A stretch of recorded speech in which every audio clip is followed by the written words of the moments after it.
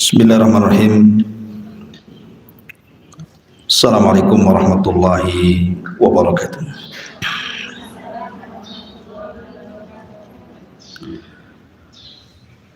Alhamdulillah wassalatu wassalamu ala rasulillah wa ala alihi wa sahbihi wa mawalah wa la hawla wa la quwata illa billahi wa ba'du.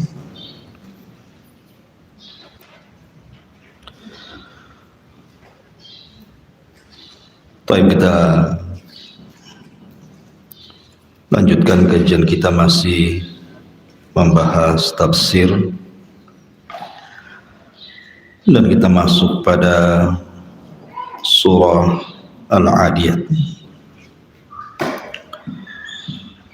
Surah Al-Adiyat ini dalam tertib Al-Quran masuk pada surat yang ke-100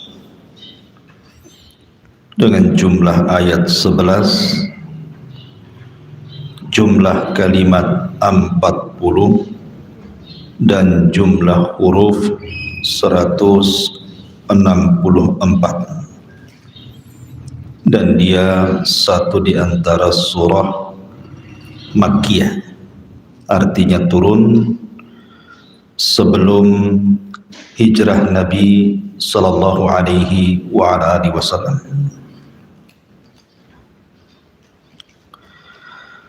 Adapun sebab turun daripada surah Al-Adiyat ini, sebagaimana dikatakan oleh Al-Imam Al-Muqatil rahimahullahu ta'ala, bahwa Nabi sallallahu alaihi wasallam suatu ketika mengutus sariyah. Sariyah itu artinya pasukan yang tidak diikut sertakan Nabi di situ. Artinya Rasul tidak terlibat dalam pasukan itu. Itu disebut sariyah. Untuk menyerang salah satu perkampungan dari perkampungan Kinanah. Nah, Nabi sallallahu alaihi wasallam ketika itu memilih Al-Mundhir Ibn Amr Al-Ansari radhiyallahu an sebagai pemimpin pasukan. Ada yang mengatakan Ali, ada yang mengatakan yang lainnya. Maka berangkatlah pasukan ini semua berkuda. Tidak ada yang jalan kaki, semua menggunakan kuda. Rupanya sudah berhari-hari pasukan ini diberangkatkan. Tiba-tiba lost kontak.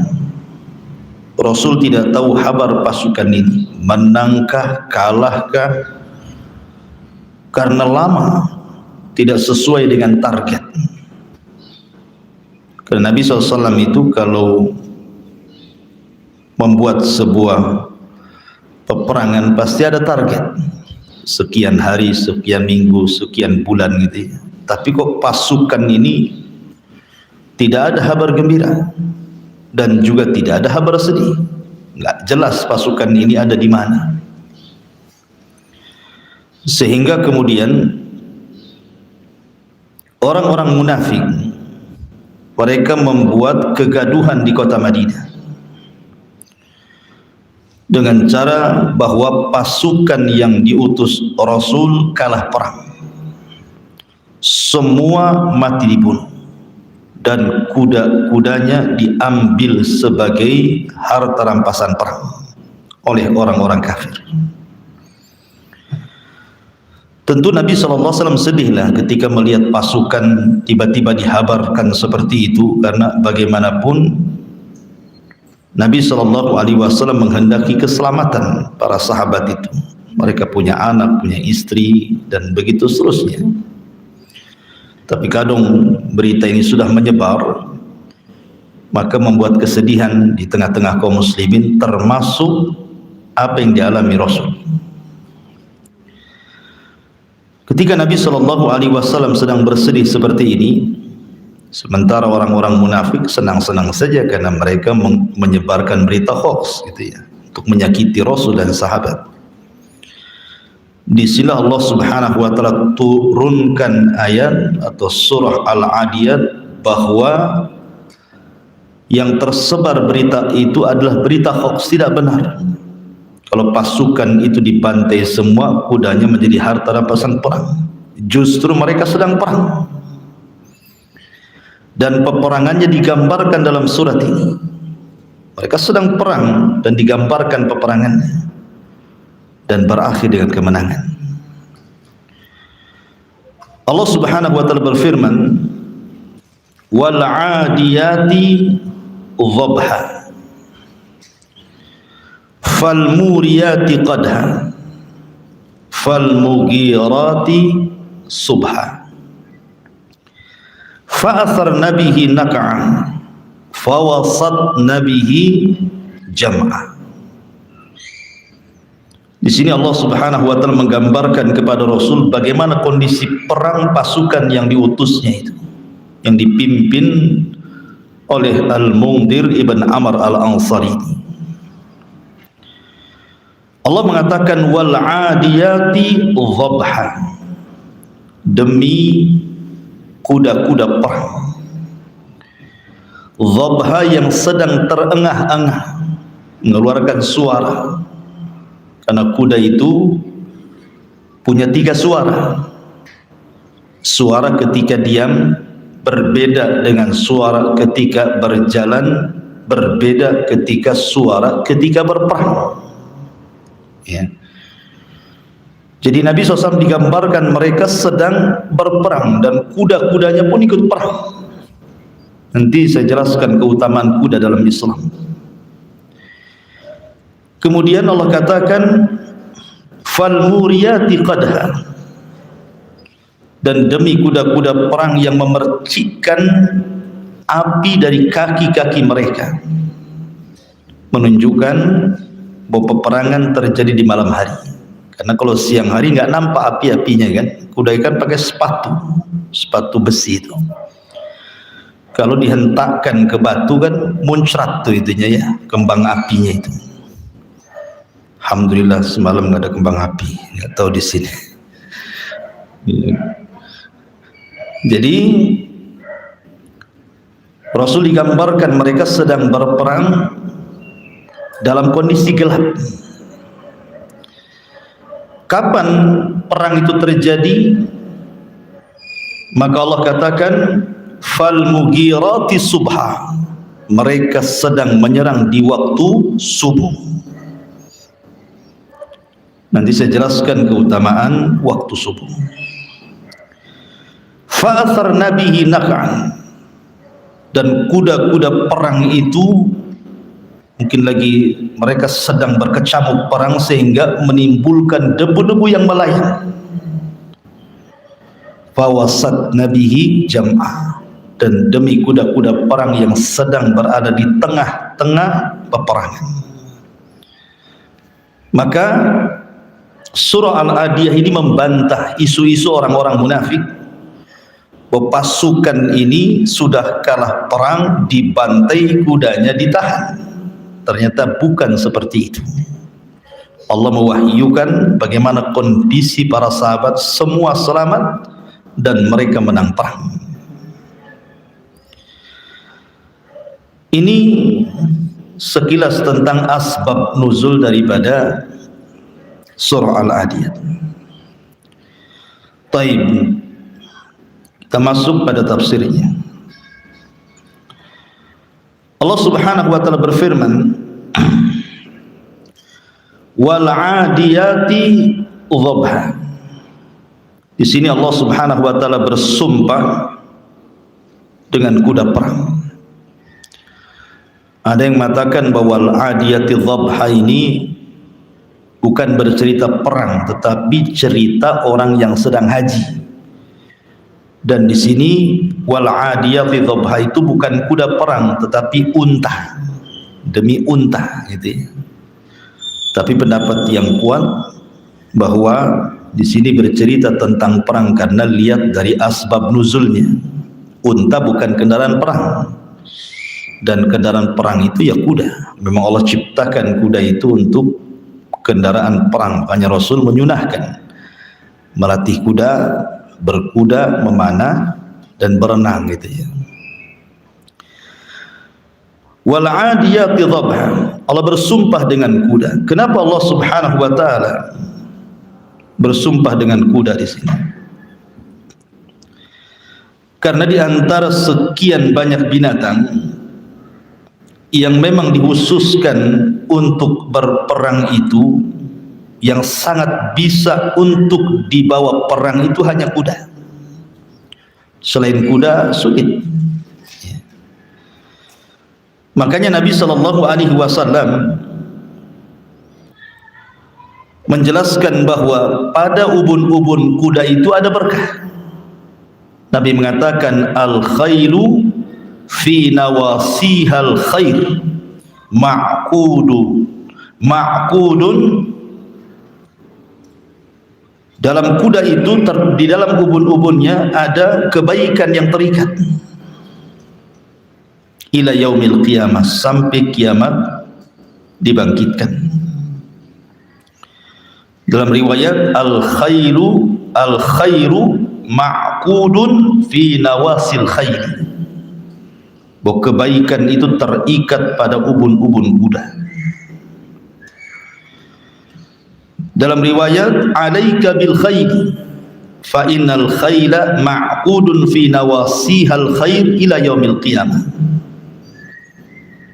kalian harus berkuda karena dalam kuda itu terikat pada ubun-ubunnya kebaikan sampai kiamat dibangkitkan.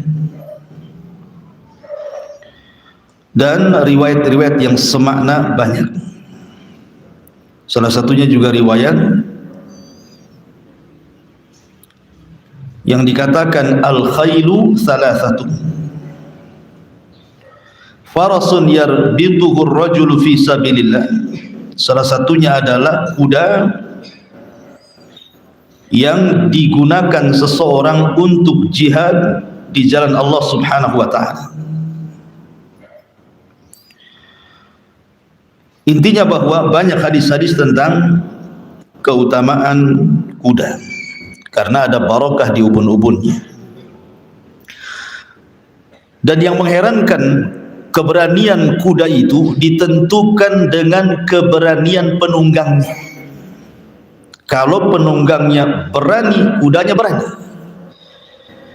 Kalau penunggangnya penakut, kudanya ikut penakut. Jadi kuda itu kayaknya lengket dengan sehati dengan penunggangnya. Jadi kalau penunggangnya makin berani, kudanya makin berani. Itulah memang kuda diciptakan seperti itu mungkin ya. Jadi kalau penunggangnya berani, ikut berani dia. Kalau penunggangnya pengecut, dia ikut pengecut juga kuda itu. Kemudian kuda ini binatang gesit dalam peperangan, tidak seperti unta atau tidak seperti keledai, tidak. Kuda ini bisa belok kanan, bisa belok kiri, bisa mutar, bisa mundur, bisa maju gitu ya. Sehingga karena kegesitan itu seolah-olah Allah ciptakan kuda itu memang untuk kendaraan perang di zaman itu, bukan itu ya. Zaman sekarang ya tembak matilah kuda. Zaman itu kan belum ada pistol apalagi bom gitu ya. Jadi memang perangnya berhadap-hadapan gitu. Dan pasukan kuda itu disebut pasukan elit di zaman itu. Makanya ketika Nabi SAW melihat kesedihan di mata-mata para sahabat saat perang Tabuk. Tabuk ini agak jauh dari Madinah, tidak bisa dilalui dengan jalan kaki. Kalau jalan kaki lemes duluan gitu ya. Makanya yang pasukan yang bisa ikut serta dalam perang Tabuk itu harus pasukan berkuda. Sementara yang daftar perang itu banyak, tapi tidak punya senjata dan tidak punya kendaraan. Makanya Nabi sedih gitu ya. Dan pasukannya disebut Jaisul Usrah namanya, pasukan kesulitan, pasukan fakir. Maka Rasulullah berceramah tuh tentang pentingnya sedekah, karena jelas peruntukannya kan untuk jihad. Datang Abu Bakar menyerahkan semua hartanya, datang Umar menyerahkan separuh hartanya, datang Abdurrahman bin Auf menyerahkan banyak hartanya, dan yang paling banyak adalah Utsman ibn Affan. Dia banyak menyumbangkan, seolah-olah perang Tabuk itu milik Utsman. Ya. Makanya Nabi SAW mengatakan kepada Utsman, "Ma darraka ya Utsman ma amilta ba'da hadzal yaum." Apapun yang kau perbuat wahai Utsman setelah kau infak hari ini, enggak ada yang madaratkan kamu lagi. Menunjukkan keistimewaan Utsman ibn Affan karena sedekah banyak sekali. Artinya bahwa dalam perang Tabuk yang sangat berperan kemenangan itu adalah pasukan kuda. Ya, memang kuda ini Allah Subhanahu wa taala ciptakan untuk itu. Dan Nabi sallallahu alaihi wasallam juga memiliki kuda. Baik, kemudian di sini Allah mengatakan wal adiyati dhabha. Dalam tafsir As-Sa'di dikatakan aqsamallahu ta'ala bil khairil jariyati fi sabilihi. Allah bersumpah dengan kuda yang bisa berlari dengan kencang di jalan Allah Subhanahu wa taala. Dan dhabha di sini artinya suara kuda yang sangat memeki itu kan. Dan itu bisa menakutkan lawan. Jadi suara kuda itu bisa menggentarkan lawan gitu, suaranya saja, pekikannya itu. Lah ketika Allah bersumpah dengan kuda, ya suka-suka Allah lah mau bersumpah dengan makhluknya apa saja kan gitu. Tapi tidaklah Allah bersumpah pasti dalam sumpahnya itu makhluk itu punya keistimewaan. Karena makhluk Allah kan banyak, tapi tidak dijadikan sumpah semuanya. Allah itu kalau bersumpah pasti memilih makhluk-makhluk yang ada keistimewaan di hadapannya. Tetapi kalau kita bersumpah, jangan sampai bersumpah dengan kuda. Karena kuda makhluk tidak boleh bersumpah dengan makhluk. Siapa yang bersumpah dengan makhluk maka dia telah melakukan kesyirikan. Man halafa bi ghairillahi faqad asyrak. Siapa yang bersumpah kepada selain Allah maka dia telah menyekutukan Allah. Makanya ada istilah para ulama, bersumpah atas nama Allah untuk sebuah kedustaan itu lebih baik dibandingkan bersumpah kepada selain Allah untuk sebuah kejujuran. Kenapa bersumpah kepada Allah untuk sebuah kedustaan jauh lebih baik dibandingkan bersumpah kepada selain Allah untuk kejujuran? Kan dosanya beda. Kalau bersumpah kepada Allah kemudian dia berdusta, ya dosanya dusta saja, bersumpahnya benar gitu ya. Tetapi ketika dia bersumpah kepada selain Allah, walaupun jujur, dia terjerumus kepada kesyirikan. Maka syirik lebih besar dosanya dibandingkan dusta. Dusta ini dosa besar, tetapi sebesar-besarnya dosa adalah syirik gitu ya. Makanya bersumpahlah kepada Allah Subhanahu wa taala, tapi jangan pelan sedikit-sedikit sumpah, wallahi. Sumpah itu diperlukan dalam waktu-waktu tertentu, seperti orang dituduh ya, maka kita tidak berbuat tapi dituduh, maka cukup yang dituduh itu bersumpah saya tidak melakukan. Tapi yang menuduh bukan hanya bersumpah, dia wajib mendatangkan bukti kan itu. Wal 'adiyati dhabha fal muriyati qadha. Fal muriyat artinya fal mukidati bihawafiriha nara wa dzalika min syiddati aduwiha. Jadi fal muriyah itu artinya percikan-percikan api yang keluar dari kaki-kaki kuda, maksudnya dari sepatu-sepatu kuda itu. Qadha, dan ini menunjukkan bahwa peperangan itu sangat sengit sekali. Karena kalau kuda langkahnya pelan-pelan dan mengeluarkan api lah kan itu. Memang kuda ini lagi bergerak ke sana kemari, beradu kaki dengan batu gitu. Makanya ini betul-betul sedang berkecamuk di tengah-tengah peperangan. Kemudian fal mughirati subha. Sedikit saya terangkan agak panjang. dan para sahabat menyerang musuh di waktu subuh. Mungkin sering saya ulang-ulang, tapi nggak apa-apa. Sesuatu yang terulang itu semakin lengket gitu ya. Kenapa Nabi SAW disifatkan dalam setiap peperangannya tidak pernah menyerang kecuali di waktu subuh?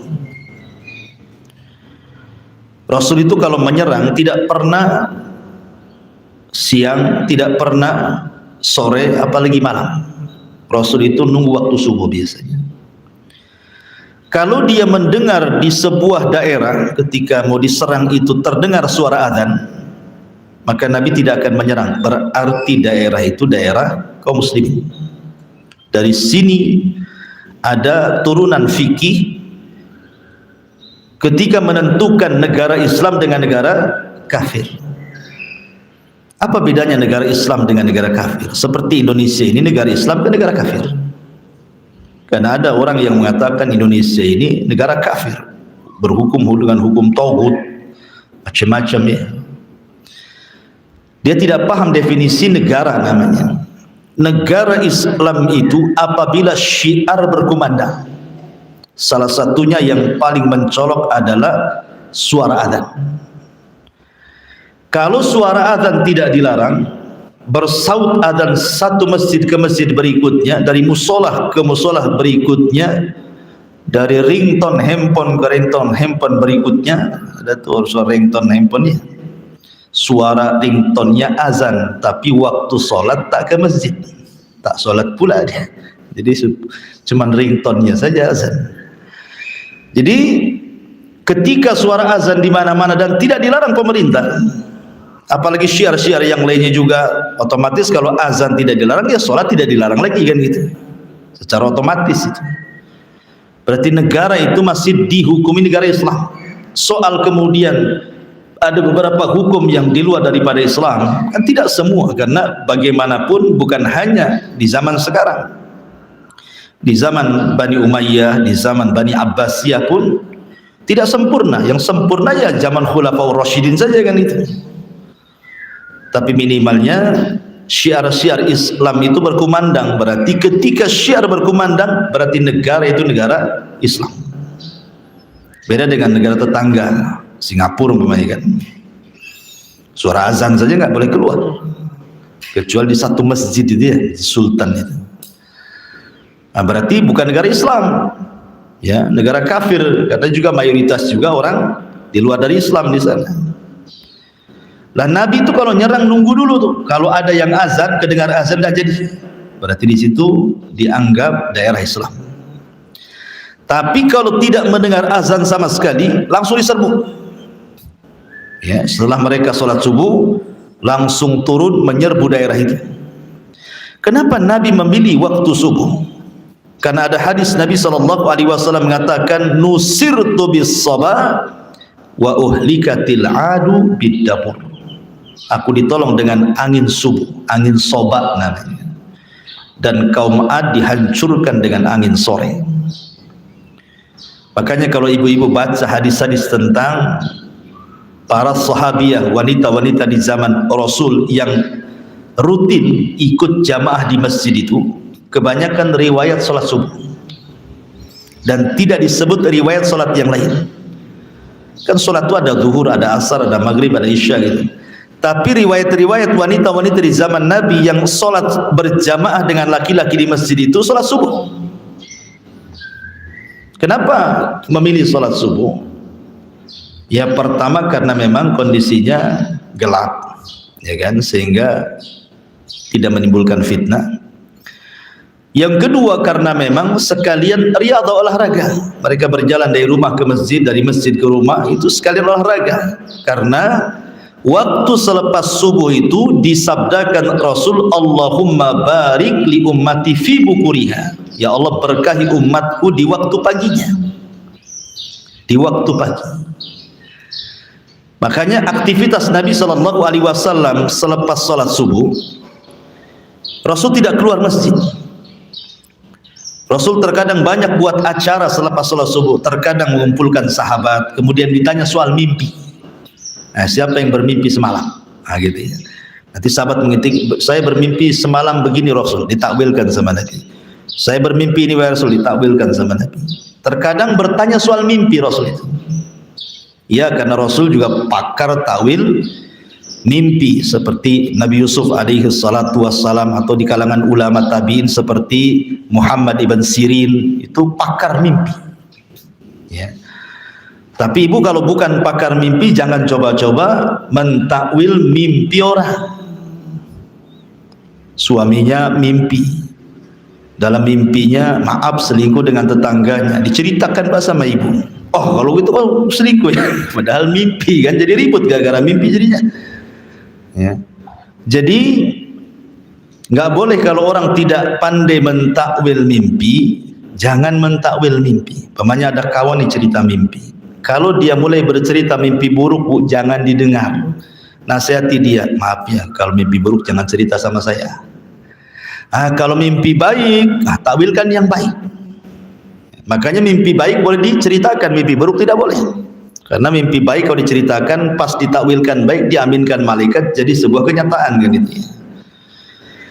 Terkadang Nabi SAW mengajarkan para sahabatnya berceramah, mengajarkan ilmu. Terkadang Rasul aktivitas sendiri saja. Habis sholat subuh ya berzikir, baca Quran sampai waktu syuruk. Rasul mengajarkan kepada para sahabat 2 rakaat syuruk, dan itu pahalanya besar kan itu ya.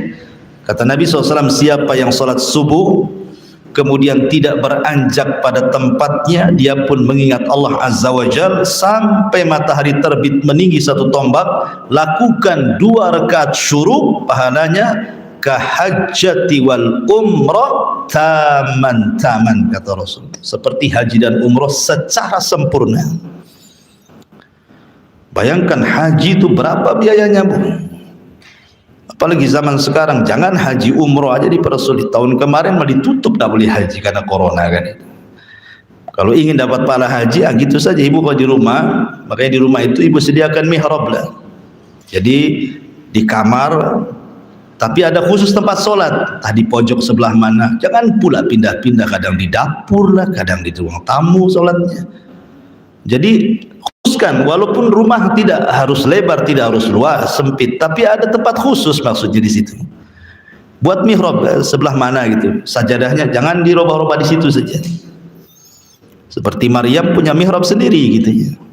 Supaya di situ khusus tempat sembahyang, bersihkan semua. Jadi di situ tempat rahmat turun. Makanya karena wanita kan tidak wajib ke masjid, makanya harus punya mihrab sendiri. Ya, punya tempat sembahyang sendiri di rumah. Jangan dipindah-pindah. Di situ saja.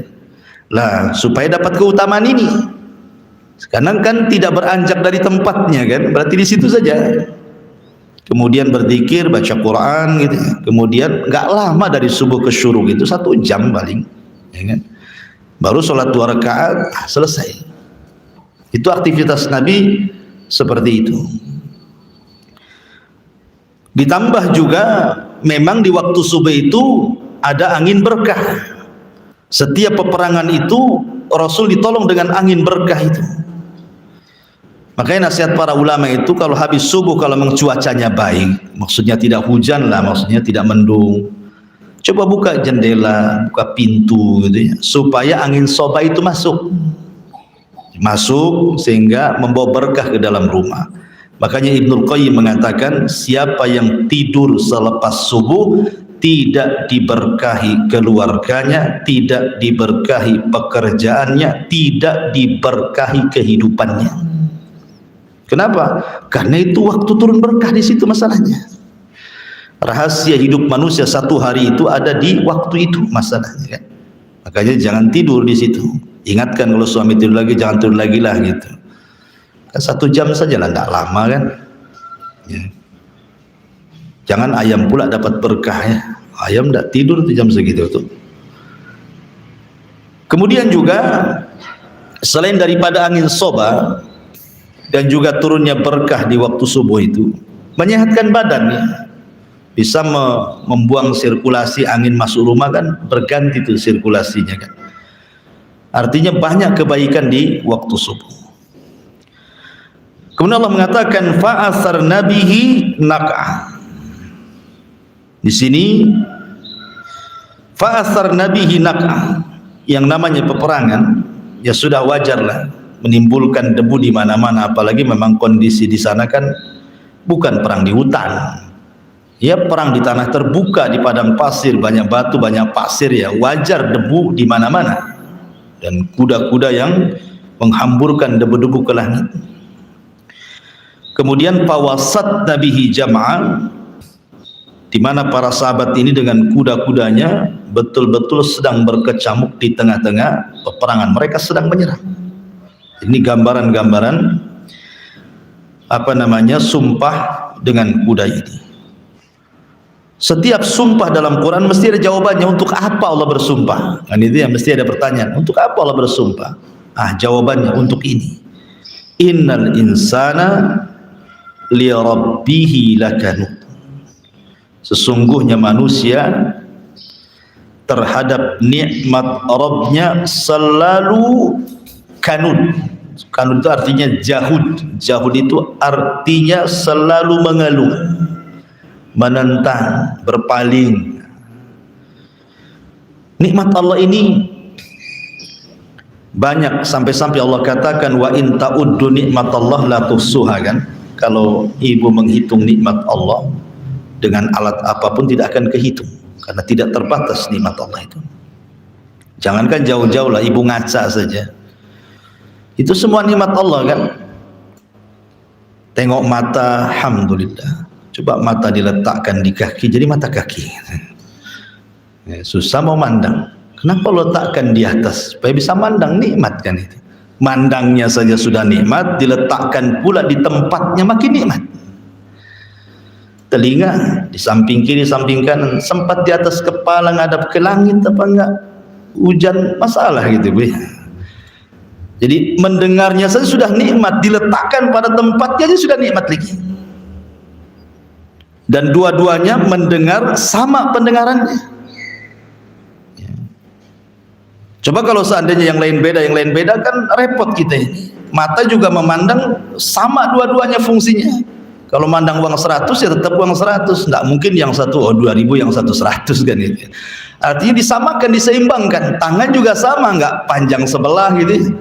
Kaki ini kalau panjang sebelah susah mau jalan, kayak orang pincang jadinya. Jadi oksigen macam-macam lah, belum lagi darah bermacam-macam warna darah, macam-macam lah kalau kita cerita nikmat. Itu yang ada pada badan kita. Makanya Allah mengatakan wa fi anfusikum afala tubsirun. Dan pada diri kalian itu ada nikmat yang harus kalian lihat sebenarnya. Lebih daripada itu, Allah Subhanahu wa taala berfirman, Allahu akhrajakum min butuni ummahatikum la ta'lamuna syai'an. Ketika kita dikeluarkan dari perut ibu kita, kita kan tidak mengetahui sesuatu. Sedikit pun kita tidak mengetahui apa-apa. Kita bisa lihat bayi yang baru dilahirkan, kan? Melihat saja tidak, mendengar saja tidak. Kadang-kadang bergerak saja susah. Mau minum saja harus disusui, mau makan harus disuapi gitu ya. Itu waktu kita bayi itu. Maka Allah katakan wa ja'ala lakumus sam'a. Baru Allah perdengarkan. Jadi mendengar dia. Wal absar, Allah berikan penglihatan, jadi melihat. Wal afidah, Allah berikan akal dan hati, jadi cerdas, ya. Akhirnya dengan penglihatan dia bisa belajar, dengan mendengar juga sama. Akhirnya ketika dia sudah diberikan hati, punya akal, kemudian cerdas, yang satu jadi dokter, jadi insinyur, jadi jenderal, presiden, menteri, semuanya gitu. Apa sih fungsinya? Lihat ujung ayat, la'allakum tashkurun, agar kalian bersyukur sebenarnya itu. Tapi tidak pernah kita bersyukur. Kadang-kadang kalau ditanya itu, sering saya katakan, kadang-kadang ada orang kalau setiap ditanya itu jawabannya susah. Pernah ibu kan ya? Gimana kondisinya? Susah Ustaz. Nanti ketemu lagi. Gimana sudah baikan? Masih susah. Susah ketemu. Masih susah aja setiap ketemu. Jadi kita susah, jadi ikut susah jadinya. Melihat kesusahan orang, kita pula yang susah. Males lah mau tanya, si susah terus kan. Seolah-olah dunia ini diciptakan itu susah untuk dia. Dia tidak pernah melihat bagaimana nikmat yang di badan kita itu sudah kaya sebenarnya di itu. Makanya ketika Ibrahim ibn Adham Kalau tidak salah seorang ulama zuhud, ya kan? Ada orang mengeluh ekonomi di zamannya. Susah lah, susah, sedikit susah. Akhirnya dipanggil sama Ibrahim Adham, sini kamu. Kalau kamu ingin kaya, maukah kau lepas matamu? Ku beli sekian ratus dirham. Kalau kau ingin kaya, potong tanganmu, ku beli dengan sekian ratus dirham. Potong telingamu, ku beli sekian ratus dirham. Potong kakimu, saya beli sekian ratus dirham. Kamu kan uang banyak tuh jadinya. Dia mengatakan tidak maulah kan itu ya. Artinya bahwa kalau dia paham harga mata, harga telinga, harga kaki, harga tangan, pasti dia akan mengatakan dia kaya nikmat. Lah karena dia nggak berpikir ke situ, lihat orang buta, pengen melihat kalau seandainya ada gitu ya, rumah sakit yang bisa berobat dan dia bisa melihat. Terkadang walaupun dia susah, dia akan cari itu uang untuk supaya matanya melihat kan gitu. Karena coba orang-orang yang mungkin Allah ya takdirkanlah kecelakaan, yang tadinya bisa berjalan akhirnya pakai tongkat, itu kalau melihat orang yang jalannya tegap itu berangan-angan, kapan aku seperti dia gitu sebenarnya. Cuman kadang-kadang kita tidak berpikir seperti itu. Makanya ada seorang ulama ketika tidak bisa berjalan, kakinya patah, kemudian tangannya juga patah, matanya buta gitu kan. Dia masih mengatakan alhamdulillah, segala puji dan puja hanya milik Allah Subhanahu wa taala yang masih menganugerahkan aku dan melebihkan aku dibandingkan yang lainnya. Jadi yang sebelahnya ngomong, kenapa kau mengatakan seperti itu? Gue jalan pun tidak, tangan pun tak ada, mata pun buta gitu. Tapi dia mengatakan, ya, aku masih lebih utama dari si fulan ibn fulan. Jadi orang yang syukur nikmat itu salah satunya adalah dengan melihat nikmat yang ada, kemudian lihat kekurangan orang gitu maksudnya. Saya memang tidak bisa jalan, saya buta, tapi ada yang lebih parah lagi, berbaring nggak bisa apa-apa gitu kan. Pemain seperti itu. Makanya kalau dalam urusan dunia supaya kita mudah bersyukur itu, lihat ke bawah, jangan lihat ke atas. Kalau lihat ke atas capek lah kan itu, pegel tuh. Kasihkan terpen pun tetap saja pegel dia kan. Kalau ke atas, makanya kalau urusan dunia lihat ke bawah, tapi kalau urusan agama jangan pula lihat ke bawah. Nggak apa-apa, saya hafal 5 surat, si anu 1 surat pun tak hafal, bukan begitu ya. Urusan agama jangan lihat ke bawah, urusan agama lihat ke atas. Cemana dia bisa 1 juz hafal, kok saya nggak hafal. Lam yakunil saja dibulak-balik, si lam yakunil terus. Jadi kalau urusan agama itu jangan sekali-kali lihat ke bawah, nggak akan berkembang ya, pahalanya nggak nambah-nambah. Tapi kalau urusan dunia, kata Rasul, unduru ila man huwa asfala minkum wala tamduru ila man huwa fawqakum fahuwa ajdar alla tajdar nikmatallah alaihi, kata Rasul. Lihat ke bawah, jangan lihat ke atas, supaya kita lebih pantas dan bisa bersyukur akan nikmat. Alhamdulillah saya masih bisa berjalan, si anu pincang. Saya masih bisa ngontrak, si anu di kolong jembatan gitu ya. Jadi masih harus seperti itu. Innal insana li rabbih lakan. Ya, karena memang khuliqal insan halu'a. Dalam riwayat ayat yang lain, manusia itu diciptakan mudah berkeluh kesah, sedikit-sedikit ngeluh, sedikit-sedikit ngeluh. Itulah manusia. Wa innahu ala dzalika lasyahid. Dan sesungguhnya dia sendiri manusia itu tahu kalau dia itu suka mengeluh. Dia menyaksikan sendiri gitu kan, dia mengakui sendiri sebenarnya. Sebab kalau dia tahu nikmat Allah itu banyak yang diberikan kepada kita. Karena kan begini ya, kadang-kadang barometer kekayaan menurut kita dengan kekayaan menurut para sahabat itu sudah berbeda masalahnya.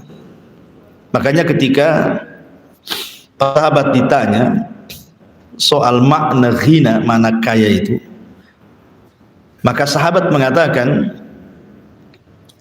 selama seseorang itu bisa makan 1 hari itu, kemudian punya rumah sehingga dia terbebas dari hujan dan panas, kemudian punya pasangan suami istri yang saling melindungi, berarti Anda sudah kaya. Kenapa? Karena banyak di luar sana yang justru tidak tiga-tiganya, gitu ya. Bahkan ketika dikatakan oleh Rasulullah SAW kepada seseorang, kamu punya pembantu, maka sahabat ini mengatakan, punya wahai Rasul, idan anta malik, kalau begitu kau raja, katanya. Gitu kan. Punya pembantu saja Rasul mengatakan kita jadi raja. Kenapa? Karena bisa memimpin satu orang, gitu ya.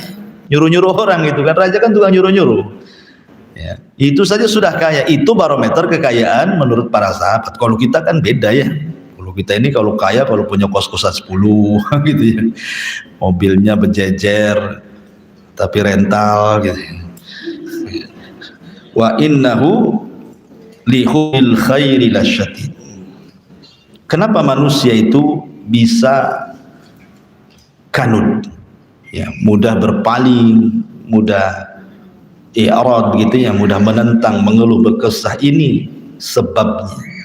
Wa innahu lihubbil khairi lasyadid. Karena manusia itu kepada dunia cintanya melampau. Harta dalam bahasa Arab itu disebut mal. Mal dalam bahasa Arab itu dari mala yamilu mailan, artinya kecenderungan untuk memiliki, kecenderungan cinta untuk menguasai, kecenderungan kepada sesuatu untuk menguasai, itu disebut harta. Makanya dalam surah Al-A'la Allah mengatakan bal tu'thirunal hayatad dunya, bahkan kalian lebih memilih kehidupan dunia. Padahal kita sudah yakin wal akhiratu khairun wa abqa kan. Kalau orang Islam, apalagi ibu sudah ngaji, pasti kalau ditanya lebih baik dunia atau sorga, pasti ya sorga jawabannya. Tapi dalam kehidupan nyata itu hanya di lisan saja yang ngomong begitu. Ya termasuk saya pribadi, termasuk ibu, termasuk hampir semua kena. Kecintaan kepada dunia ini lebih dibandingkan kecintaan kepada akhirat. Karena masalahnya kecintaan kepada dunia ini mencakup semua aspek kehidupan manusia. Sering saya contohkan dalam hal kecil saja, dalam hal kecil ya, dalam dunia apa saja, dunia pendidikan lah contohnya. Banyak orang tua kalau dia orang agama, masih awam itu, dia rela loh sampai bisa menjual sawah, menabung, menyekolahkan anaknya, tapi lihat jurusannya semua dunia. Yang satu kedokteran, yang satu insinyur, yang satu ekonomi, yang ada gitu kan. Anaknya tidak ada satupun yang dipesantrenkan. Alasannya apa? Ustaz, kalau saya kepesantrenkan, saya kan dokter, nanti anak saya nggak jadi dokter. Dunia kan. Cita-citanya itu dunia. Kenapa? Saya ini insinyur, kalau saya mondok di Jabal Uhud, mana jadi insinyur dia kan? Insinyur hutan yang ada.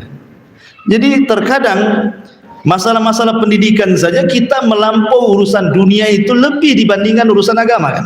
Bahkan ada yang lebih ekstrim lagi, ngapain masuk pesantren? Jadi apa anak kamu? Kerjanya gimana? Ijazahnya udah kemana-mana tuh. Itu artinya apa? Wa innahu lihubbil khairi lasyadid. Ya. Atau contoh yang lain, ibu ini kalau beli baju pasti kan milih bu ya, nggak mungkin nggak milih lah ibu itu, pasti milih. Pertama lihat baju kawannya dulu, oh cantik bajunya nih, beli di mana? Tengok mereknya kan itu ya, murah apa mahal? Terkadang mahal pun kalau sudah cocok tuh pengen dibeli, dia bisa nabung loh untuk beli baju. Tapi ketika ada saudaranya yang miskin, yang mungkin tidak punya baju syar'i, terkadang ibu ngasih bukan yang baru tuh, pasti yang second, yang bekas-bekas ibu kan, yang gombal-gombal tuh, yang udah nggak muat, gitu ya, kumpulin dikarungin, kasihkan di ruli sana. Jadi ngasih orang itu jelas sorga, tapi ibu beli baju belum tentu jadi sorga kan, belum tentu. Ibu beli baju bagus, baju masih ada, jadi sorga tidak. Itu hanya sekedar kepuasan batin saja kan. Bahkan bisa celaka kalau untuk riya. Tapi kalau ngasih orang sudah jelas gitu ya. Ya. Coba kalau seandainya ibu ngasih orang seperti kita cari baju untuk sendiri gitu kan, itu baru ibu menyeimbangkan dunia akhirat namanya itu. Makanya Rasul mengatakan la yu'minu ahadukum hatta yuhibba li akhi ma yuhibbu li nafsi kan itu.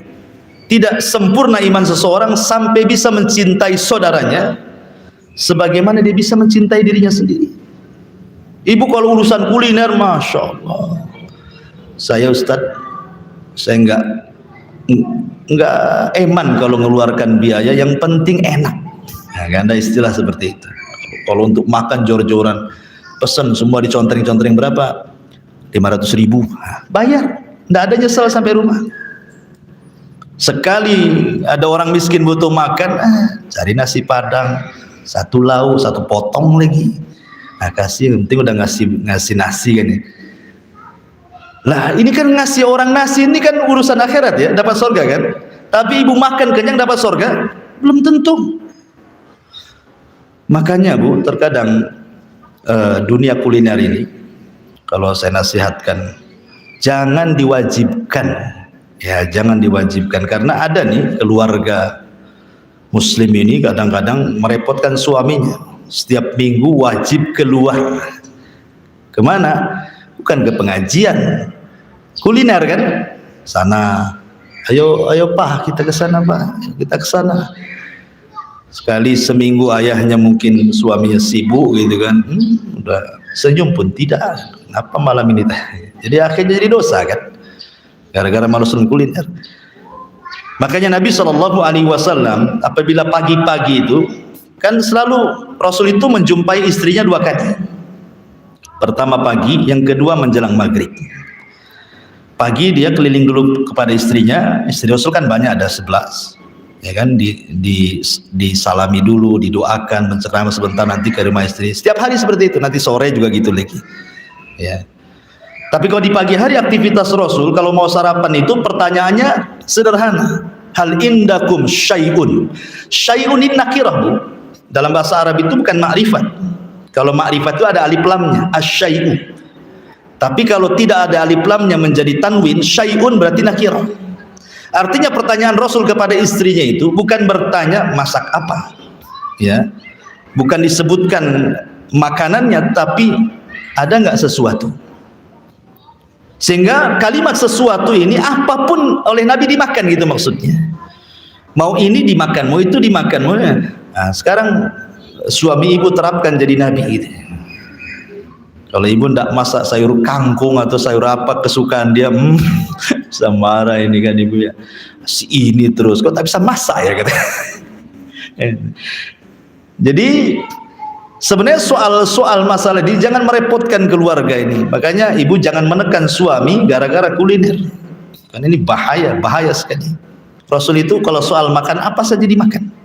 Dan istri-istrinya pun diperlakukan yang sama. Rasul tidak memaksa kau harus masak ini, harus masak itu enggak. Sehingga kalau kata Aisyah radhiyallahu anha ummul mukminin atau istri yang lain, tidak ada wahai Rasul, kata Rasul, kalau gitu saya puasa saja. Ya. Kan sederhana ya kehidupan Nabi itu kalau diterapkan kan. Tapi suami ibu nggak seperti Nabi sih misalnya. Kalau dia bilang nggak masak, maki-maki deh. Kok ngapain ini, tidur aja kan, nggak masak gitu. Nabi kan sederhana saja. Ya, nggak ada puasa ya. Kalau ada dimakan. Ya, seperti itu Nabi. Artinya dunia kuliner ini merusak keluarga sebenarnya. Terkadang lebih wajib daripada sholat wajib itu kadang-kadang. Taib. Wa innahu ala dzalika lasyad wa innahu lihubbil khairi lasyad. Atau dalam masalah apalah, masalah pernikahan juga sama kan. Terkadang kita ini kalau orang awam yang diundang itu justru orang-orang kaya. Dia kaya tentu juga kolega-kolega dia yang diundang kan. Padahal mungkin sampingnya banyak orang miskin, nggak diundang kadang-kadang. Padahal seburuk-buruk makanan walimah itu yang diundang orang kayanya dan ditinggalkan orang miskinnya kan, itu kata Nabi. Nah, ini kan batu sirunal hayatad dunya, atau dengan kata lain wa innahu lihubbil khairi lasyadid. Carikan jodoh juga sama. Saya contohkan, yang satu hafal Quran miskin, yang satu dokter banyak gajinya, ganteng lagi.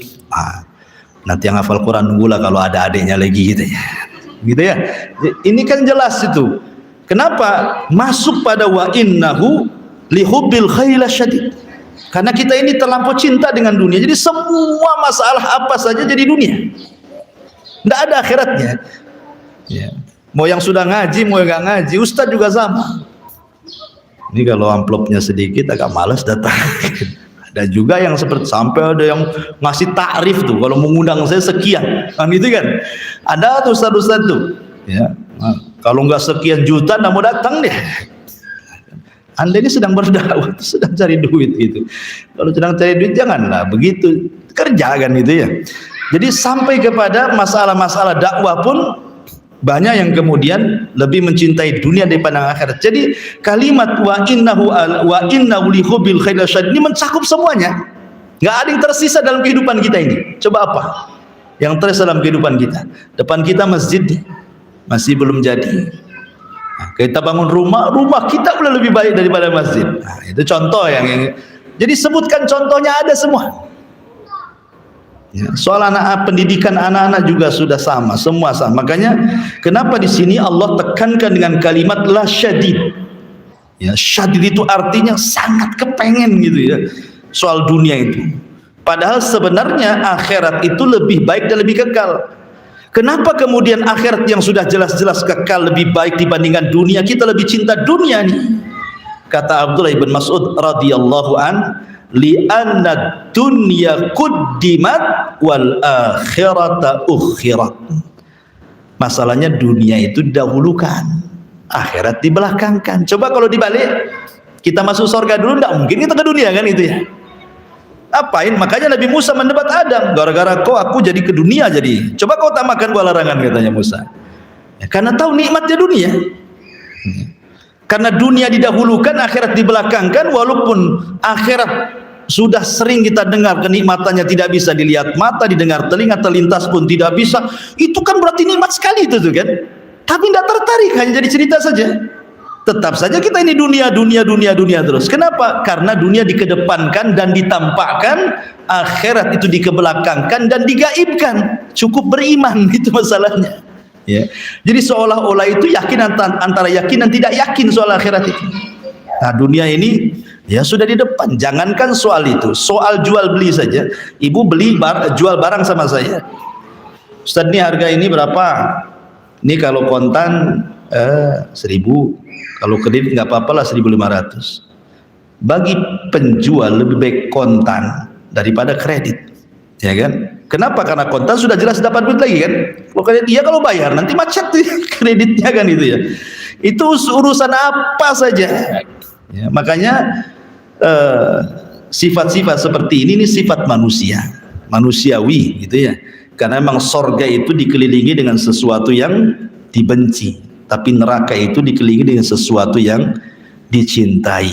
Makanya orang lebih suka masuk neraka walaupun bayar, dan tidak suka masuk surga walaupun gratis.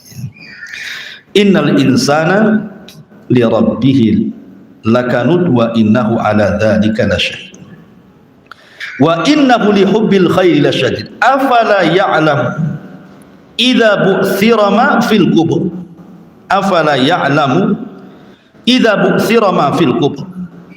Tidakkah manusia mengetahui apabila bu'thira dibangkitkan ma fil qubur, apa-apa yang ada dalam kuburan.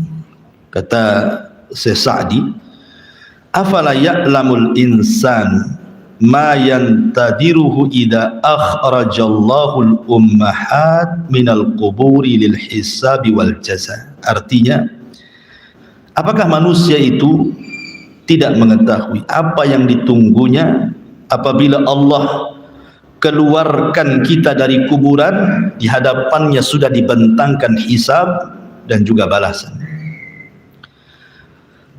Orang kalau beriman dengan hari kehidupan setelah kematian, pasti orang itu akan terlahir menjadi amanah, jujur, disiplin, dan begitu seterusnya. Kenapa? Karena setiap ucapan ada tanggung jawabnya, setiap perbuatan ada tanggung jawabnya, setiap amalan ada balasannya. Oh, seperti itu. Kalau yakin nih, kalau saya ngomong ini nanti ada balasannya, nggak jadi dia ngomong, ya kan? Oh, kalau ngomong baik balasannya surga, pasti dia akan tata bahasanya. Orang melangkah ke tempat maksiat, nggak jadi. Kenapa? Nanti maksiat ada balasannya, diarahkan ke tempat yang halal, kan begitu. Jadi setiap orang kalau yakin ada kehidupan setelah kematian, pasti baik tuh hidupnya. Makanya kalau kita melihat ya, waroknya para ulama, zuhudnya para ulama, amanahnya para ulama itu luar biasa. Saya contohkan Muhammad ibn Sirin rahimahullah ta'ala, ulama tabi'in. Dia itu seorang pengusaha kaya, dia ulama kaya, Muhammad ibn Sirin ini. Lah salah satu usaha Muhammad ibn Sirin ini adalah jualan zait. Zait itu minyak zaitun. Ya, minyak zaitun kalau di sana kan minyak zaitun minyak goreng ya. Sampai di Batam pula jadi minyak urut gitu. Jadi Ibn Sirin ini jual minyak goreng gitu, minyak zait. Jadi ketika ada peluang, namanya pembisnis itu kan melihat peluang.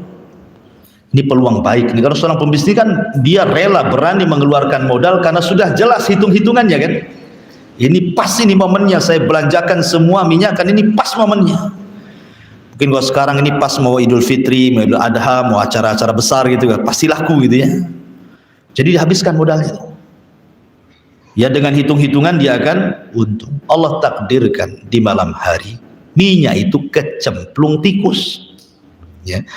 Dalam ilmu fikih Bu, apabila minyak itu berbentuk jamad itu mengeras seperti mentega, kemudian tikus jatuh, maka cukup dikeruk bagian yang terkena tikus, dibuang, dan yang lainnya bisa dipakai, nggak najis. Kalau bentuknya jamad, ya bentuknya keras, kayak mentega kan keras ya, cukup yang bagian terkena binatang bangkai itu cukup dibuang, nah, sisanya bisa dipakai. Tapi kalau cair seperti minyak kan cair itu, maka dianggap najis, ditumpahkan semua Muhammad ibn Sirin. Sebab itulah dia bangkrut. Coba bayangkan kalau ini terjadi pada kita, kan orang nggak tahu ada tikus yang tinggal dibuang dijual kan gitu ya. Orang kalau nggak terfikir bahwa di sana ada kehidupan setelah kematian kan, mungkin begitulah ceritanya kan. Sayang ini modal sudah besar, masa gara-gara satu tikus dibuang semuanya kan gitu kan. Kalau orang jahat buanglah tikus, mana ada orang tahu. Ya. Tetapi lihat bagaimana waroknya para ulama. Kenapa? Karena yakin ada kehidupan setelah kematian. Ini kalau minyak dijual padahal ini sudah dianggap najis, berapa dosa yang akan saya tanggung kan begitu pikirannya. Makanya Abu Hanifah, ma'ruf Abu Hanifah, seorang pengasas mazhab Hanafi, dia pengusaha kain yang kaya. Abu Hanifah itu kan ikut jejak bapaknya, karena bapaknya kan pengusaha kain. Ya, kain katun atau kain sutra lah bahasa kitanya kan. Jadi ketika dia sudah jadi pengusaha besar Abu Hanifah itu, jadi ada yang order kain di daerah lain gitu ya. Dia punya pembantu namanya Bishr, pembantu dalam pegawainya. Dia mengatakan, wahai Bishr, ambil nih kain ini, bawa ke sana, ada yang pesan. Nanti tolong jelaskan, di sini ada cacatnya sedikit. Jelaskan sama dia. Kalau dia mau silahkan, kalau nggak mau bawa balik. Akhirnya sama Bishr dibawa kain itu. Kain itu banyak, mahal. Ketika sampai di konsumen, lupa pula Bishr ini menjelaskan cacat yang dimaksud Abu Hanifah gitu maksudnya. Langsung main jual, kemudian dapat uang, pulang. Jadi ketika sampai mau menyerahkan uang kepada Abu Hanifah bertanya, sudah disampaikan amanah bahwa tadi ada beberapa kain ada cacatnya. Kata Bishr, astagfirullahaladzim, lupa wahai imam, katanya. Lihat apa yang dilakukan Abu Hanifah. Ini modal besar ya. Kata Abu Hanifah, ambil nih uang ini, kamu sedekahkan kepada anak yatim, katanya. Kamu sedekahkan kepada fuqara wal masakin, ambil uang. Coba kan, untuk membalas apa? Cacat yang sedikit tadi. Padahal kan cacat sedikit saja kan, tapi karena waroknya Abu Hanifah tidak mau. Makanya untuk sebagai imbalannya supaya dia tidak terkena syubhat tadi, dia sedekahkan semuanya tuh. Wah, coba kalau para pedagang kayak gitu kan, makmur dunia ini. Ya, pedagang tidak. Timbangan bagus-bagus dibuat pabrik, nggak ada ganjel, dikasih ganjel sama dia. Gitu kan? Meteran sudah pas-pas 1 meter dikurangi 1 senti. Ya. Takaran juga sama, sengaja dipukul bawahnya biar dengok ke ke dalam, jadi nggak pas kan satu gantang kan. Itulah orang-orang itu ngurangi tikaran, ngurangi meteran, ngurangi timbangan, dikurang-kurang semuanya. Tapi kalau jadi pembeli maunya ditambah, tambahlah. Masa segini tambah? Itu biasa ya. Kalau nggak mau tambah saya beralih ngancam pula dia katanya. Begitu kayak. Itulah namanya wailun lil mutaffifin. Kenapa? Karena tidak ingat ada kehidupan setelah kematian. Karena Allah mengatakan wa hussila ma fis sudur.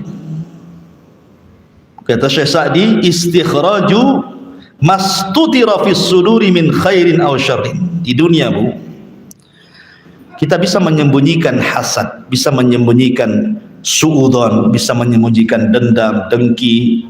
Ya, kita bisa pura-pura baik sama orang padahal jahat sama orang. Orang hasad kan? Pamannya saya hasad sama ibu. Saya tidak perlu menampakkan hasad saya kan? Pura-pura baik padahal saya orang hasad sama ibu. Di dunia bisa disembunyikan tuh. Di akhirat tidak bisa. Semua yang ada pada dada kita itu sudah ada catatannya. Makanya saya katakan catatan manusia itu ada dua. Ada catatan yang bergabung dengan seluruh umat sejak zaman Nabi sampai hari ini, sampai ibu hidup ini. Jadi ibu nanti catatannya akan dijadikan satu dengan Abu Bakar, Umar, Utsman, Ali, Imam Syafi'i, Abu Hanifah, para ulama, semuanya akan jadi satu catatan. Di situ kita akan dipermalukan, karena kita akan dibaca catatan kita, semua lihat. Ya, oh selama ini kau hasad, kau dusta, kau dendam, kau ini, semua tahu. Ya, ada catatan yang dipegang sendiri. Ini catatan yang dipegang sendiri itu untuk mengklopkan antara perbuatan kita dengan catatan. Dalam hadis di Tokoh itu kan, ada orang datang dengan bawa 99 catatan, kata Allah bentangkan satu catatanmu. Sekali satu catatan dibentang sejauh mata memandang. Kalau saya analogikan itu, kalau ibu belanja di mall gitu ya, itu kan keluar risitnya tuh dari komputer tuh. Ini kalau risitnya ini sejauh mata memandang, mungkin ibu beli satu mall dibeli semua. Serisitnya sampai jauh mata memandang itu. Dan subhanallah, pada hari kiamat nanti, yaumul hisab itu, Allah kembalikan hafalan kita. Jadi Allah berikan kekuatan hafalan yang tidak Allah berikan di dunia. Jadi kita akan hafal tuh, mulai ibu balik sampai ibu wafat, ibu hafal tuh. Kalau sekarang kan mungkin kadang-kadang lupa kan itu. Apalagi soal utang, lupa kalau punya utang. Dari bayar belum ya? Kayaknya sudah, padahal enggak. Jadi sekarang kan mudah melupakan, orang mendolimi orang itu sangat mudah. Tapi nanti di akhirat semua hafalan dikembalikan ke otak kita untuk mencocokkan hafalan dengan tulisan. Ya. Jadi semua yang ada dalam hati itu akan ditampakkan. Makanya Allah tutup, inna rabbahum bihim yauma idzil khabir. Sesungguhnya Rabb mereka pada hari itu la khabir. Khabir itu maha mengetahui. Subhanallah, di antara khabirnya Allah sering saya ingatkan punya. Allah itu tahu kalau ibu itu maksiat. Allah tahu, nggak mungkin Allah nggak tahu kan. Allah itu maha khabir kok. Allah tahu ibu sedang maksiat sendiri, sembunyi-sembunyi, ya kan. Setiap kita pasti bermaksiat. Cuman kita tidak tahu aja maksiatnya beda-beda antara kita dengan yang lain kan. Tapi semua orang itu pasti maksiat. Minimalnya berzina pandangan, berzina telinga, berzina lisan, berzina. Semua orang wajib berbuat dosa dan Allah tahu. Tetapi Allah itu tersifati dengan khabir. Allah maha tahu maksiat kita. Tapi karena rahimnya Allah, kasih sayangnya Allah kepada kita, Allah tutup loh maksiat kita itu. Allah kan sudah tahu kita sedang maksiat, tapi Allah tutup tuh maksiat kita sehingga orang nggak tahu. Makanya dalam Islam tuh, Bu, tidak boleh ibu menceritakan dosa yang sudah dilakukan. Tidak boleh. Kullu ummatin mu'afan, kata Rasul. Setiap umatku pasti dimaafkan dosanya. Illal mujahir, kecuali orang mujahir. Siapa mujahir itu Rasul? Orang yang menyingkap perbuatan dosa yang sudah dilakukan, diceritakan pula sama orang. Ya, ibu ketemu orang kemarin gitu ya, menggibah orang gini gitu. Ceritakan sama orang, iya kemarin juga betul saya ngomong sama si Anu juga ngomong gitu. Diceritakan yang sudah-sudah. Janganlah kan itu. Jadi hal-hal yang sudah Allah tutupi jangan dibongkar.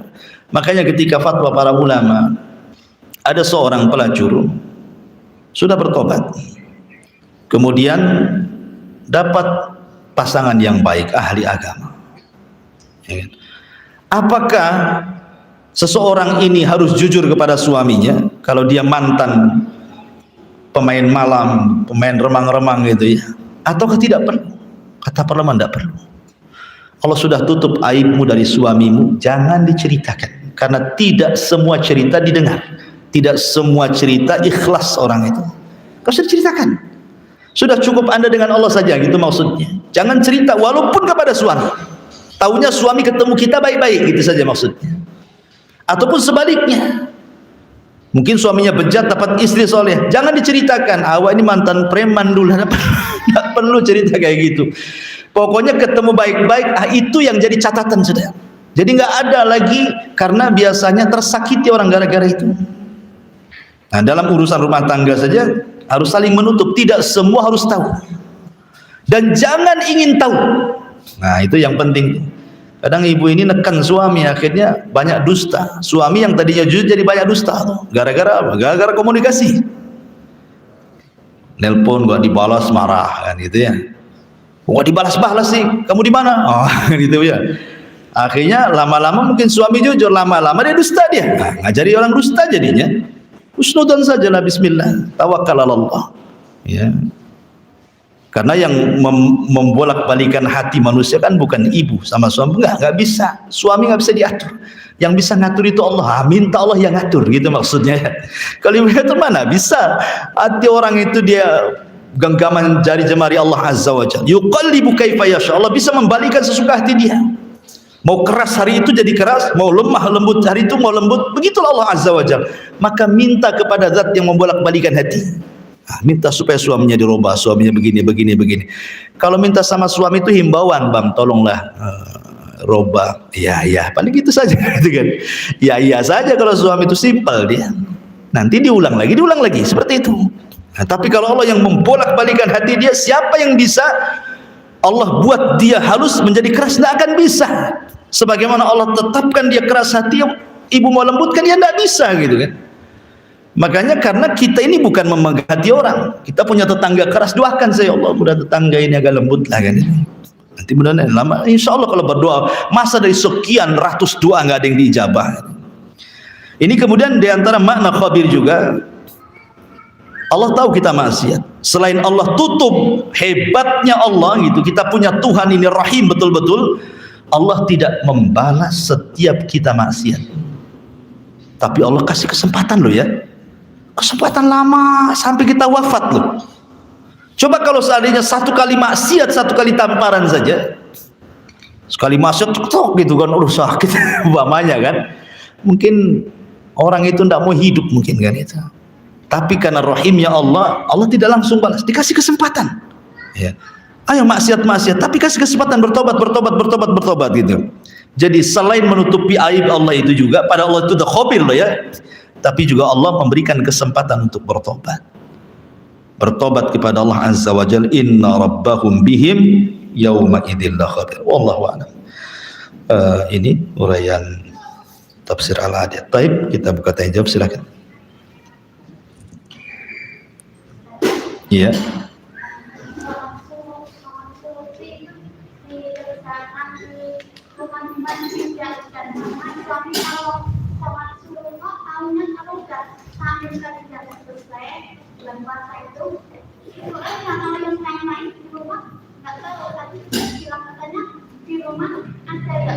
Gimana kan? Sholat syuruk ya. Itu bagi perempuan lah di rumah. Enggak, Nabi itu contohkan untuk laki-laki dan perempuan. Kalau perempuan ya di rumah lah sholat syuruk. Ya di rumah, tetapi makanya saya katakan tadi buat di rumah tuh tempat mihrab khusus, tempat sholat, jangan dipindah-pindah di situ. Nah di situ. Nah, ibu sholat subuh di situ, dzikir di situ sampai terbit sholat syuruk di situ. Ada yang mengatakan syuruk itu duha yang diawalkan. Sebagian ulama mengatakan syuruk itu duha yang diawalkan. Ada yang mengatakan duha sendiri, syuruk sendiri, dan itu yang kuat. Ya, bagi ulama yang mengatakan itu duha yang diawalkan ya mereka ada dalilnya. Tapi ulama yang mengatakan itu syuruk sendiri, duha sendiri ada dalilnya. Cuman kalau laki-laki dianjurkan di masjid, kalau perempuan ya di rumah. Karena bagaimanapun sholat terbaik bagi perempuan itu makin ke dalam makin baik di rumah. Cuman boleh ke masjid dengan syarat gitu yang ketat gitu ya.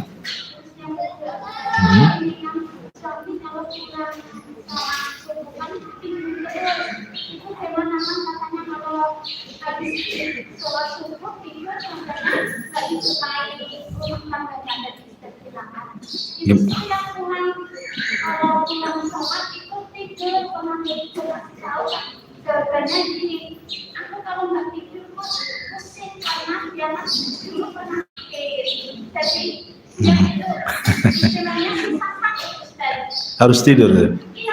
Itu sugesti itu. Kalau sugestinya itu dibalik gitu kan, kalau nggak tidur saya sehat gitu kan, mungkin berbeda. Iyalah itu sugesti namanya. Sugesti itu apa ya, bahasa sugesti itu apa Bu? Keyakinan berlebihan, sugesti itu ya. Keyakinan yang berlebihan itu sugesti. Jadi kayak orang minum bodrek. Kalau sudah bodrek saja, sekali paramek nak mempan tuh kepalanya. Tetap aja mikir gak hilang-hilang. Itu sugesti namanya.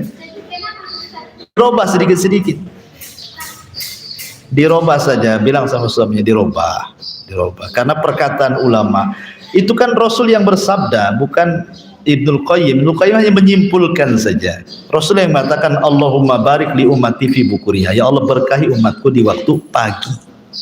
Itu waktu berkah. Kalau tidur hilanglah berkah dia. Berkah itu semuanya, kalimat berkah itu luzumul khair dalam bahasa Arab. Berkah itu diambil dari birkah. Birkah itu tempat minumnya unta, itu birkah namanya. Jadi kalau ibu punya kamar mandi, ada bak-bakan itu ya untuk naruh air, itu disebut birkah dalam bahasa Arab. Kenapa berkah diambil dari birkah? Sebab kalau air ditaruh di situ nggak tumpah. Kalau kebaikan sudah ada pada ibu, maka kebaikan itu akan tetap di situ. Dan kebaikan itu menyeluruh, ya, bukan hanya cerita harta saja, cerita batin, cerita kesenangan, ketenangan, anaknya jadi soleh, gitu ya, gak nyebelin, suaminya gak banyak ulah, istrinya juga sama, semua kebaikan dalam rumah tangga, ya. Walaupun tak banyak hartanya tapi cukup, walaupun pekerjaannya tidak begitu ini tapi bisa senang, apa namanya berkah itu umum semuanya. Bukan hanya ke ini saja. Coba kasih tahu suaminya berubah.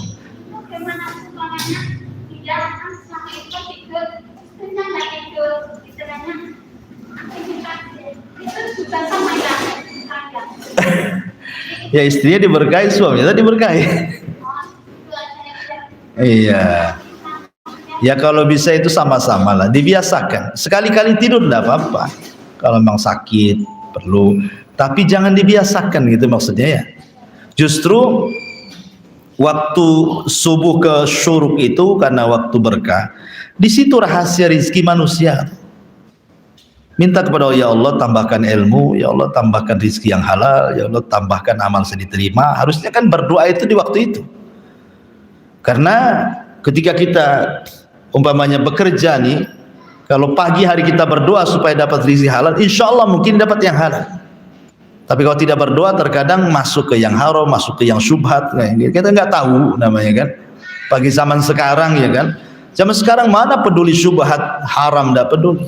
Bahkan ada istilah yang lebih parah gitu, yang haram saja susah, kau pula suruh cari yang halal katanya kan.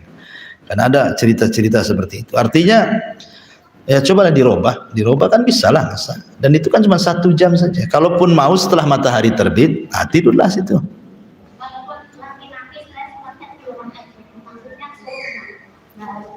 Ke masjid lah kalau laki-laki. Bukan sholat ke masjid tidak mesti harus ngaji. Sholat 5 waktu itu mana masjid terdekat, mau sholat terdekat, ke musola atau ke masjid. Laki-laki lebih ya. Iya, kalau ibu nggak apa-apa di rumah. Wallahu a'lam. Iya. Kalau ada pulsa yang masuk ke HP kita, karena sampai dia nggak ngisi, jadi kita harus ini ya, Ustaz, mengganti pulsa itu kita daftar ke aman gitu ya, Ustaz. Kalau ada pulsa nyasar, ada pemberitahuannya nggak? Jangan-jangan Suami enggak? lagi ngeprank nggak suami? Enggak. Ya sebaiknya kalau pulsa nyasar, kalau ibu takut itu bagian dari syubhat, ya ambil saja, diuangkan, disedekahkan, itu lebih baik kan itu. Tapi kalau ada bonus-bonus gitu kan, dari Telkomsel atau dari apa tuh, biasanya ya sudahlah, mereka yang ngasih, kita nggak minta. Kecuali kalau kita pasang sekian dapat pulsa sekian, itu judi namanya maksudnya. Tapi kalau dari mereka ngasih, ya hadiah, apa masalahnya, ya kan? Tapi kalau itu bagian daripada takut syubhat, ya sedekahkan saja. Ya senilai yang masuk itu. Iya. Kan ada nomornya, itu nggak ada nomornya ya kalau gitu ya. Nama pengirimnya ya. Oh ya, taib. Karena saya nggak pernah dikirim pulsa juga. Banyak orang yang nanya itu, gitu. Nanya tapi nggak kirim pulsa, jadi jawabnya malas, jadi ngabisin pulsa ini kan. Memang enak jadi dokter itu daripada jadi ustadz ya. Konsultasi 300, padahal belum itu resep tuh, ngasih resep baru ngomong aja kan. Ustadz ini konsultasi 24 jam tak bayar. Itulah wa innahu li hubbil khairi lasyadid. Nah, masuk juga tuh contohnya. Iya. Iya.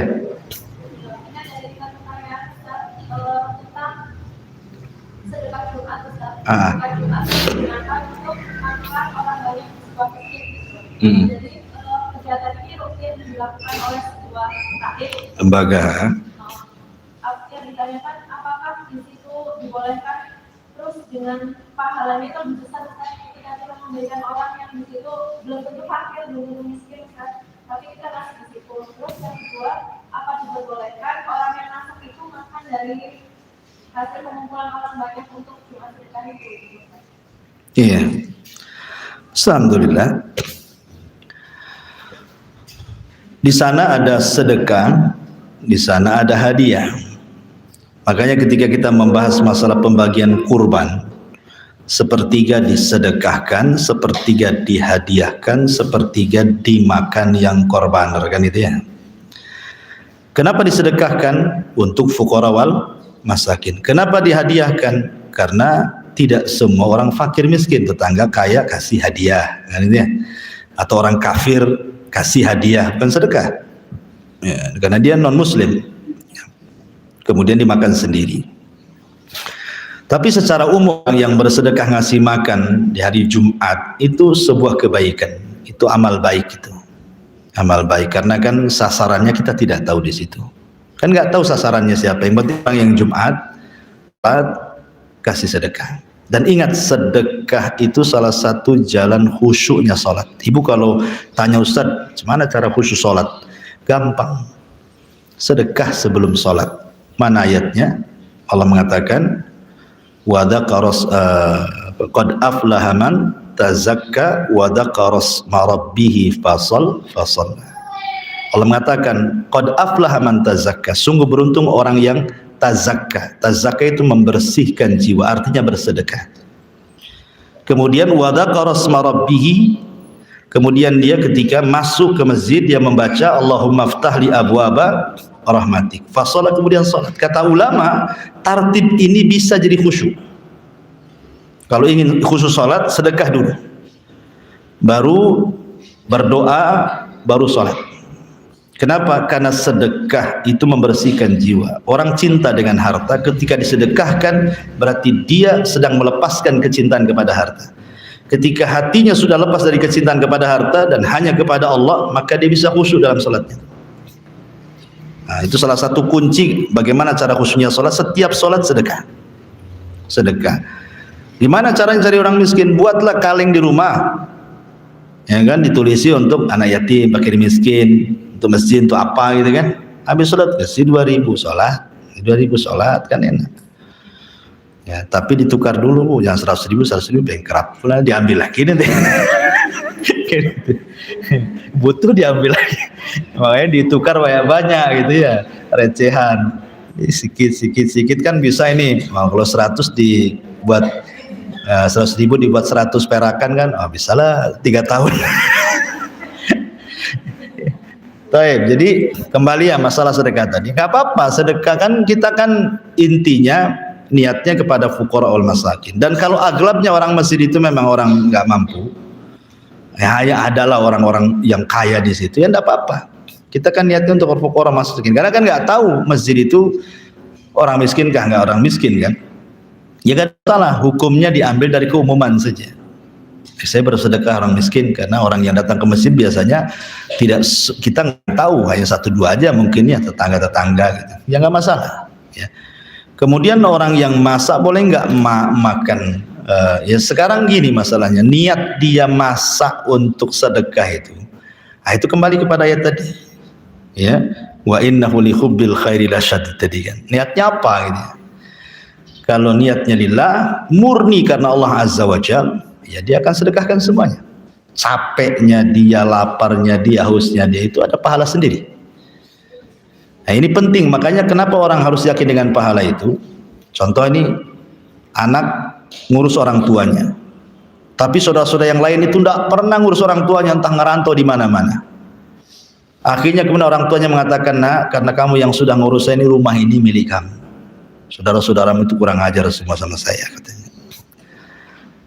Jangan senang bu, tidak boleh, walaupun ibu yang ngurus dia, tetap tidak boleh mendolimi ahli waris kan. Jangan pula aku yang ngurus ibuku, ya sudah pantas tidak. Itu namanya tidak ikhlas ketika ngurus orang tua kan. Tetap dibagi sesuai waris dan dia akan dapat pahala besar di surga karena ngurus orang tuanya. Nah, kalau gara-gara itu hilanglah pahalanya jadinya kan. Nah, contoh seperti itu ya, yang mungkin untuk mendekatkan pemahaman. Ya tapi kalau seandainya kita memakan tidak berlebihan di situ dan diberikan izin dari donaturnya, sih tidak ada masalah. Hanya sekedarnya saja di situ kan. Apalagi dia juga orang fakir. Nah, wallahu a'lam.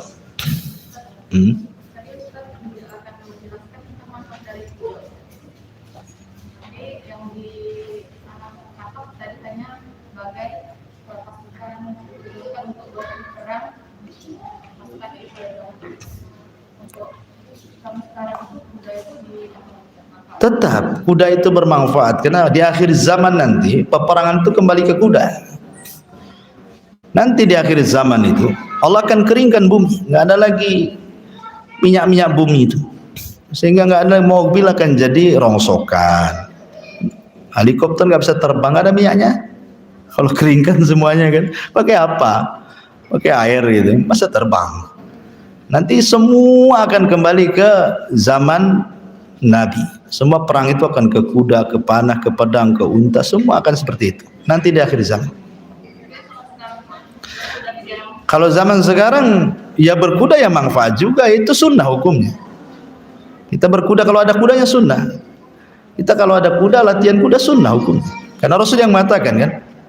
Nah, jadi latihan perang itu disunahkan di 3 kendaraan. Kalau mungkin kalau ada kuda ya, kalau kita mungkin bukan tentara ya paling tinggi berkuda lah. Kalau di tentara sudah ada tanknya, ada pesawatnya, enak lah dia kan. Nggak mungkin juga kita mau latihan perang pinjam tank tentara, mau dikasih ya bang? Kan nggak dikasih, ya sudah kuda lah kan itu. Ya. Berlaku, ya mau laki-laki perempuan sama saja. Cuman kan bagaimanapun kekuatan itu kan ada di laki-laki ya. Wa idul lakum mastata'tum. Kalau jihadnya perempuan kan haji. Ya jihadnya perempuan tuh haji. Kalau jihadnya laki-laki perang gitu. Perempuan terlibat perang itu bukan di front, tetapi bagian ngurus yang luka, bagian ngurus yang sakit, perawatnya lah itu ya. Di zaman Nabi kan seperti itu. Bukan bagian di depan, bukan begitu, enggak. Karena ada hadis yang mengatakan jangan kau bunuh perempuan, jangan kau bunuh anak-anak, jangan kau bunuh orang tua kan itu. Itu kan saran Rasul kalau perang, jangan kau bunuh perempuan, jangan kau bunuh anak-anak, jangan kau bunuh orang tua, jangan kau tebas pohon. Ya. Jadi Islam itu membawa kebaikan karena memang kebiasaan orang kafir terkadang melibatkan perempuan dalam perang kan, seperti contohnya dalam perang Uhud. Hindun itu menggerakkan perempuan tuh. Ya, menggerakkan perempuan dalam perang itu. Makanya menang orang-orang kafir karena menghalalkan segala cara kan. Maka dalam Islam ya jihadnya perempuan ya haji lah. Nah, tetapi walaupun demikian menjadi khilaf para ulama, boleh nggak haji perempuan ini tanpa mahram ataukah harus dengan mahram? Imam Ibnu Hazm membolehkan wanita itu tanpa mahram selama perjalanannya aman. Tetapi pendapat yang lain dikatakan tidak, karena mahram itu syarat dari kemampuan. Karena Allah mengatakan man istata'a ilaihi sabila. Kalau dia punya kemampuan maka berangkatlah. Di antara kemampuan itu mahram. Gitu ya. Tapi sebenarnya Allah mengatakan tidak. Khusus haji boleh tanpa mahram kalau aman di jalan. Karena istri-istri Nabi ketika Rasul meninggal mereka umroh, ya kan? Karena istri-istri Nabi kan tidak boleh nikah lagi. Mahramnya siapa? Makanya dilibatkan rombongan dengan para sahabat kan? Itu dalilnya yang membolehkan wanita haji tanpa mahram dibolehkan, kan itu jihadnya perempuan. Tapi sebagian ulama seperti Syekh Utsaimin melarang, tidak boleh, karena syarat kemampuan itu harus ada mahram. Tapi kalau jihad kan beda, laki-laki. Itu pun jihad itu pun harus ada izin dari orang tua kan. Kalau nggak ada orang tua nggak diizinkan tidak boleh. Makanya ketika para ulama membahas masalah al-a'raf, orang yang berada di tengah-tengah surga neraka itu disebut ashabul a'raf. Dosanya apa sih ashabul a'raf ini? Kenapa dia di tengah-tengahkan? Kalau ada angin surga enak, kalau angin neraka tersiksa, di tengah-tengah surga neraka. Dan hisabnya paling terakhir lagi. Rupanya dosanya sepele. Ketika dia jihad, orang tuanya nggak ngizinkan. Akhirnya mati syahid. Ya, syahidnya masuk surga, tidak izin orang tuanya masuk neraka. Di tengah-tengah dia jadinya. Itulah dosanya ashabul a'raf itu. Gara-gara nggak izin jihad. Makanya ketika ada orang yang datang kepada Rasul dari Yaman jalan kaki loh, Rasul alhiqni bil jihad. Rasul libatkan aku dalam jihad. Kata Rasul, ahayun walidaik, hidup orang tuamu masih. Kau sudah izin? Sudah, tapi keduanya menangis. Artinya tidak redha kan gitu ya. Kata Rasulullah, irji fa fihi ma fajahid. Sebaiknya kau pulang. Berjihadlah untuk orang tuamu, buat orang tuamu tertawa sebagaimana kau buat orang tua menangis. Jadi walaupun jihad tetap ada syarat-syaratnya kan. Sebagaimana laki-laki juga ada syaratnya ketika jihad, perempuan juga sama ketika haji ada syarat-syaratnya. Wallahu a'lam. Ya. Jadi masalah istri. Suami ini menceritakan masalahnya pada orangnya nggak amanah gitu. Yang dijadikan pacarnya itu menceritakan kembali ke orang lain. Kemudian orang lain ini meminta konfirmasi kepada istrinya. Nah, si istrinya ini akhirnya menegur suami.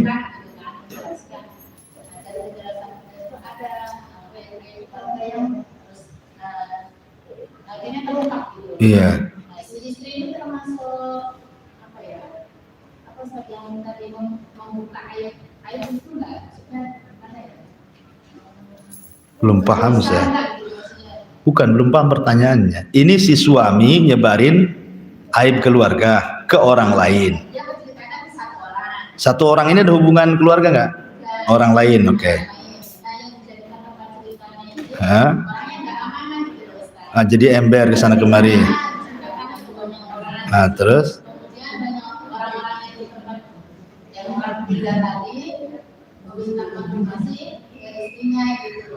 Misalnya aku dengar begini benar nggak sih? Oh gitu. Iya. Si istri ini kan menjelaskan ke orang yang minta konfirmasi tadi. Akhirnya ada ayat-ayat keluarga yang harus diungkap. Sebaiknya ibu tutupi kalau ada orang konfirmasi, itu tidak benar itu aja. Suami itu tidak benar itu nggak kayak gitu, ditutupi aja ibu. Jadi ada yang nutup, ada yang buka keran, ada yang nutup keran gitu loh. Jangan pula dibuka semuanya, kerannya habis nanti akhirnya terbongkar semua aibnya nanti. Jadi kalau memang ya salah satunya yang berakal lah, salah satu yang berakal, jangan ikut pula, jangan ikut emosi juga kan itu. Ya kalau bisa nasihati suaminya bisa nasihati, kalau enggak ya kadang-kadang ada beberapa suami yang keras kepala gitu kan. Harus dikasih oli itu kepalanya biar encer. Jadi ya ibu harus menutupi kekurangan suami. Kalau seperti itu ibu harus menutupi. Walaupun iya seperti itu yang diceritakan, ya kan. Tetapi kan kita kan seorang muslim harus tetap menutup aib saudara yang muslim kan. Man satara musliman satarahullahu yaumal qiyamah kan itu. Siapa yang menutup aib seorang muslim, apalagi dia kerabat, apalagi dia keluarga. Orang lain aja kita tutup, Allah tutup aib kita, loh apalagi keluarga kita. Enggak benar itu, enggak benar. Nah, gitu aja, Bu. Sebab biasanya kalau obrolan seseorang itu biasanya mengembang biasanya. Ya, ngembang kemana-mana. Kalau udah asikan ngomong seperti itu. Makanya kenapa Rasul mengatakan falyakul khairan aw liyasmut itu. Karena perempuan itu ya pahala lebih banyak didiam dibandingkan laki-laki. Ya, kenapa pahala perempuan itu lebih banyak didiam? Ya karena yang banyak bicara perempuan. Setiap Rasul mempermisalkan dosa lisan itu semua perempuan contohnya, tidak ada yang laki-laki. Karena laki-laki itu biasanya dosanya lain, mukul, bunuh gitu ya. Nah, kalau perempuan itu semua lisan. Kalau sudah mencontohkan dosa lisan, mesti contohnya perempuan. Dalam hadis-hadis. Ya, seperti contohnya, umpamanya Rasul ditanya Rasul, ada perempuan nih, sholat malamnya rajin, sholat sunnah puasa sunnahnya rajin, sedekahnya pun rajin, berbuat baiknya pun rajin. Tapi nyakiti tetangganya pun rajin katanya kan. Nah ini rajin semua rupanya kan. Yang ini rajin, yang itu rajin. Kata Rasul nggak ada kebaikan perempuan itu. Atau ketika Nabi SAW bicara tentang dengan Aisyah radhiyallahu anha, masalah dia menyinggung Sofia, ya kan? Itu juga Rasul dengan Aisyah wanita mengatakan laqad qulti kalimatan law mujizat bihal bahru lama zazat. Kok sudah mengucapkan satu kalimat, kalau dilempar ke lautan tercemarlah semua air lautan itu, tidak usah diulangi lagi ya. Jadi ataupun contohnya banyaklah contoh-contoh yang intinya bahwa lebih baik diam dibandingkan bicara, kecuali kalau ada manfaat. Bicara itu kan ada tiga, Bu. Ada yang mengandung dosa, ada yang tidak mengandung dosa, ada yang sama sekali, maksudnya ada yang berpahala, ada yang berdosa, ada yang tidak berpahala, tidak berdosa. Itulah ucapan manusia kan antara tiga ini. Satu ucapan yang mengandung pahala, satu ucapan yang mengandung dosa, satu ucapan yang enggak mengandung pahala, enggak mengandung dosa. Contohnya apa? Gimana kabarnya? Itu kan enggak berpahala, enggak berdosa, cuman ngomong aja gimana kabarnya kan. Nah, lain kalau ngajak dakwah berarti ucapannya berpahala, ngajak maksiat berarti ayo kita gibah, itu berdosa gitu ya. Nah, tapi bagaimana kabarmu? Nah, semua dicatat. Baik yang berdosa, yang berpahala, yang tidak berdosa, semua dicatat. Cuman yang tidak berdosa dan tidak berpahala tidak dihisab. Dicatat tapi tidak dihisab. Tapi yang ada kandungan dosa, yang ada kandungan pahala, itulah yang dihisab. Ada hisab mudah, ada hisab yang sulit ya. Intinya saling menutupi, Bu. Kalau suaminya ember, ibu pula jadi tutup ember gitu ya. Maksudnya seperti itu. Wallahu a'lam. Cukup ya. Subhanaka bihamdika asyhadu an la ilaha illa anta astaghfiruka wa atubu ilaik.